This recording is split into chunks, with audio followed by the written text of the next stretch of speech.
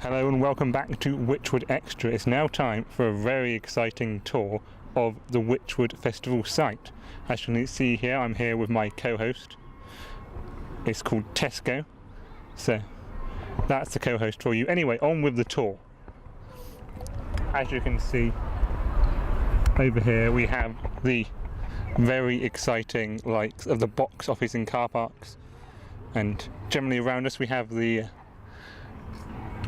rather well known now Cheltenham Racecourse, which of course annually hosts the Cheltenham Gold Cup week. That's where that's the winner's paddock over there and all that malarkey. But we're not here to see all the racecourse stuff.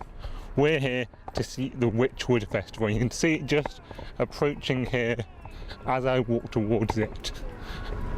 A very exciting bit of land here and lots of posters. But we'll now get into the main festival site. Just ahead of me there, where the actual racecourse is all the camping. Because they actually get to camp where all the horses race around. Just as long as they don't have horses racing around at the same time, you should be okay. Anyway, now we'll just go into the site, and as you can see here, the grand entrance, complete with Witchwood Festival sign. Just get through security here. The main stage here, the big top, or not quite the main stage, but one of the two main stages. Lots of acts here, and as you can see here, a bit of karting for you to get involved with. And then all along here, we have all sorts of wondrous food that you could spend all your money on. We've got noodles, toasties, baguettes. What more could you possibly want? And then we got to get into the shops here as well. Hats. Where did you get that hat? Well, probably there. Lots of interesting hats here. And more hats. Hats seems to be a thing here. There's more hats here. There's a lot of hats. And a bit more food. Sunglasses to go with all the hats. And now we're getting into the main arena. As you can see. Behind the scenes glimpse of some Witchwood team. Some bins. Very important, of course. We don't want to end it up like Glastonbury. This is the main stage, you see here, where we'll have lots of big bands and all that performing to keep you all entertained. And lots more wondrous things like clothes and alcohol, which is probably the most important thing to some people.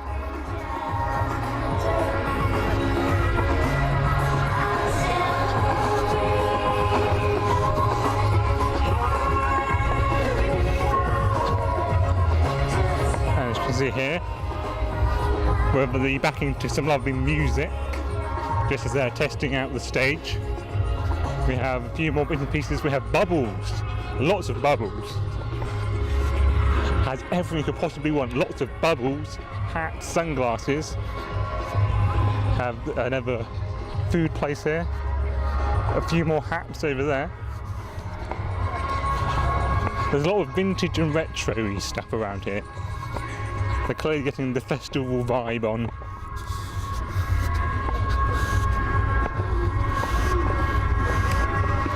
Some exciting stuff around here, bouncy castles and crazy golf, and a dinosaur. You see, when you started watching this, you probably didn't think that you'd get to see a dinosaur and all these hats. There's another hat there.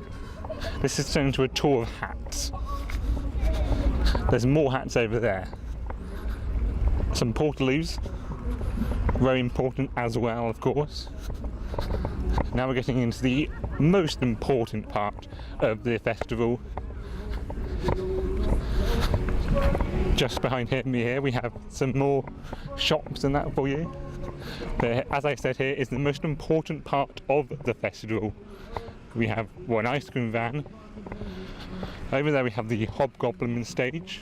We'll just kind of walk around and get to the main part of the festival at the end. So here we've got the Hobgoblin stage. There's a bit of music going on then at the moment. We can just see through there a taste of what's to come over the festival. We have a few more bits and pieces here. A few more stages, and that we've got city and mountainside. Over here we have the Waterstones tent. We can read books, I presume. But as I said, here is the most important part of the festival, the seaside stage, otherwise known as the Witchwood FM stage.